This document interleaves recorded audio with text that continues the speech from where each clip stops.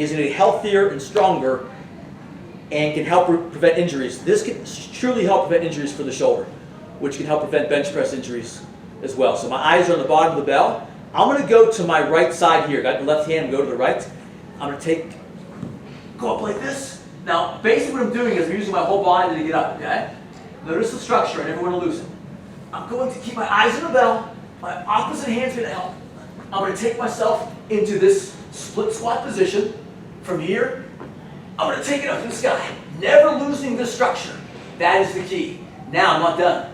I'm going to come back down just as I came up.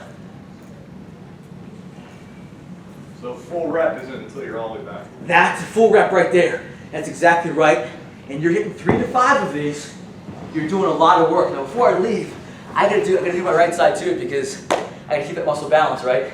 So that's a great question by Mr. McMahon there, because a great point. There are ways, there's other exercises we can do that can at least maybe not duplicate maybe power lifting exercises in every instance, but they can help prevent injury and help complement them. The Turkish get-up is a perfect one for the shoulders. And as I mentioned, I came across some really good information some years back that therapists were using this in their clinics for shoulder rehabilitation as well. So we have, the kettlebell swing, I think, can be a great complementary movement to your deadlift. Additionally, there's various, the goblet squat, this can be a little variation. I sometimes do this on a Bosu ball. Everyone knows, does everyone know what that is? So I have a front squat position, a little bit easier on the wrists. A little easier on the wrists here. So I squat down, back up. I try to hold my position. I go as deep as I comfortably can. I try to push knees out a little bit in line with my toes, and back up. So these can be just complementary movements, but also movements that can help prevent injury as well. You gotta do it again. Okay. Oh gosh. Uh-oh.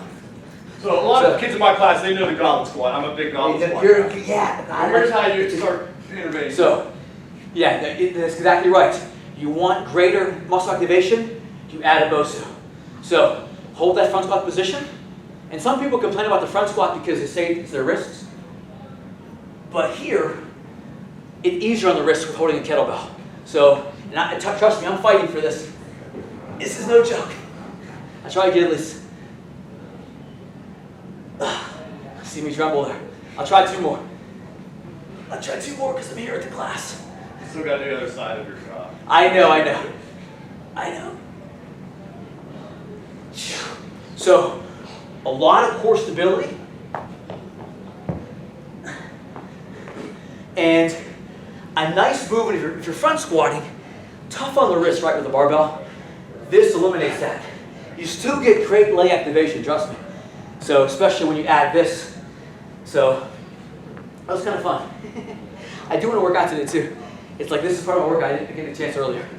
So, but I'm sorry. You said this was part of your workout. Well, here's the thing. I didn't work out today, but yeah, I do goblet squats as part of one of my workouts during the week.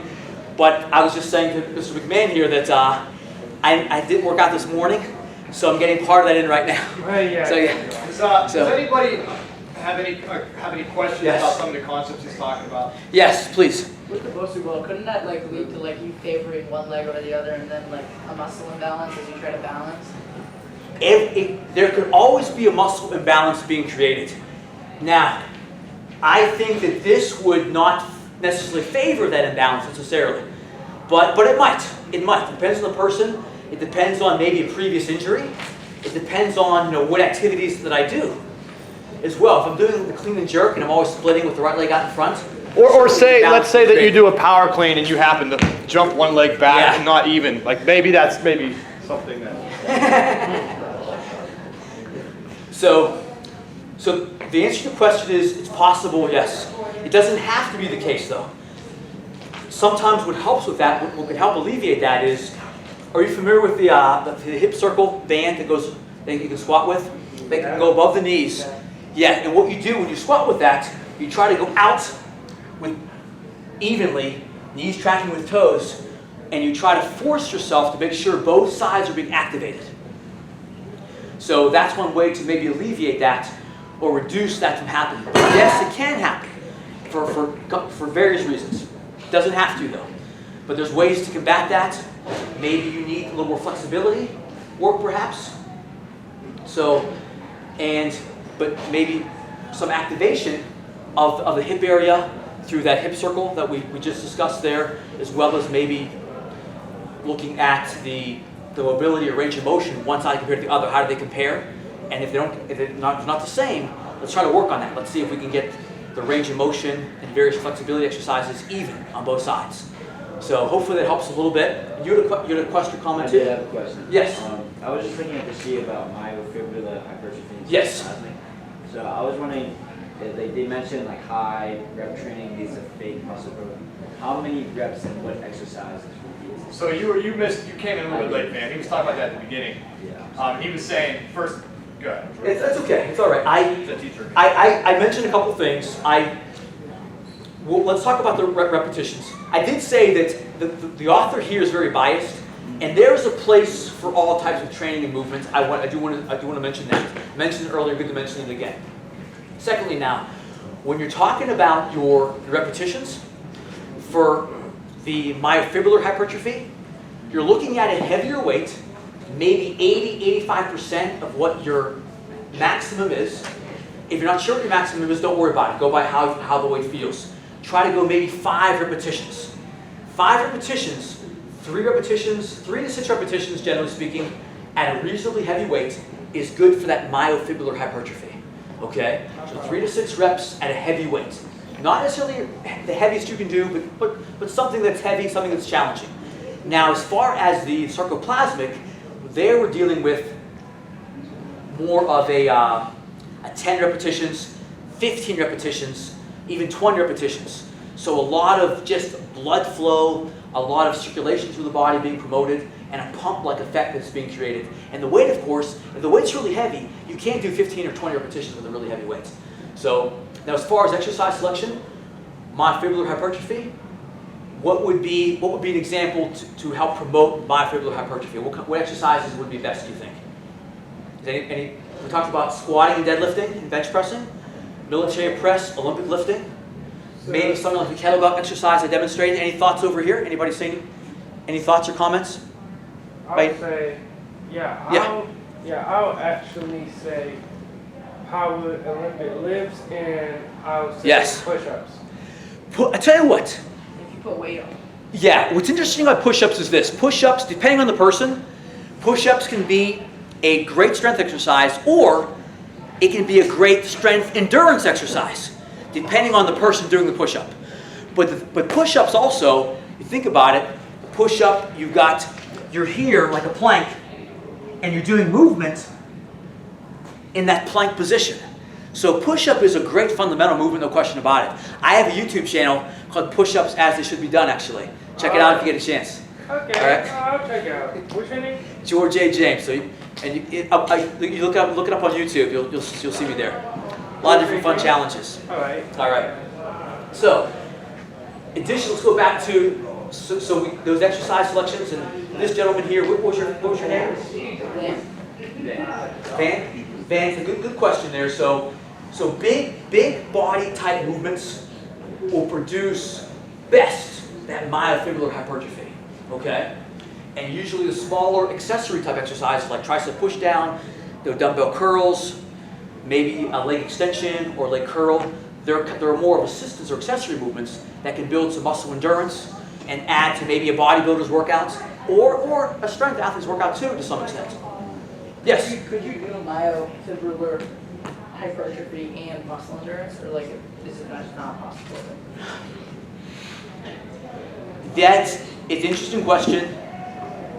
I would say it depends on the intensity, but by and large, when you're training for that fat in that way, in that specific way, it's not quite possible because at a certain point you can only do so much with a heavier load.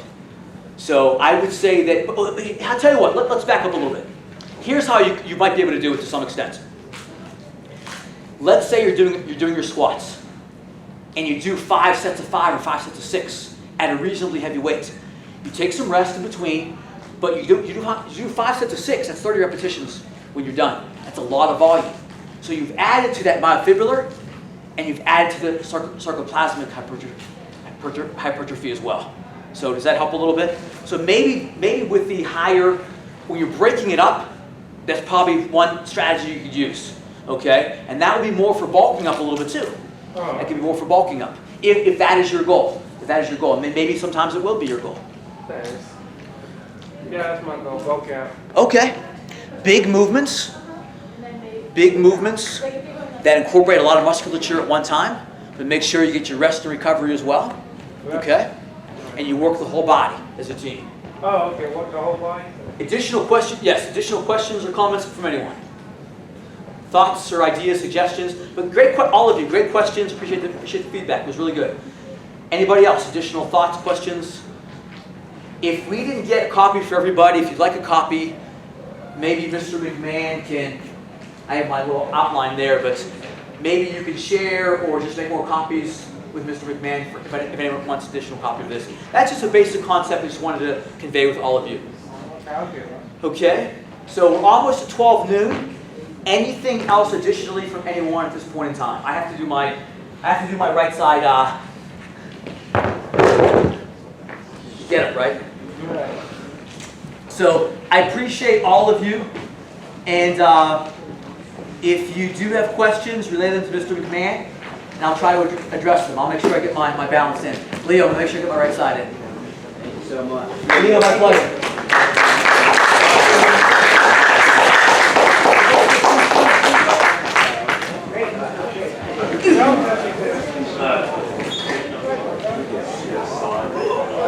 Thanks, George. My pleasure.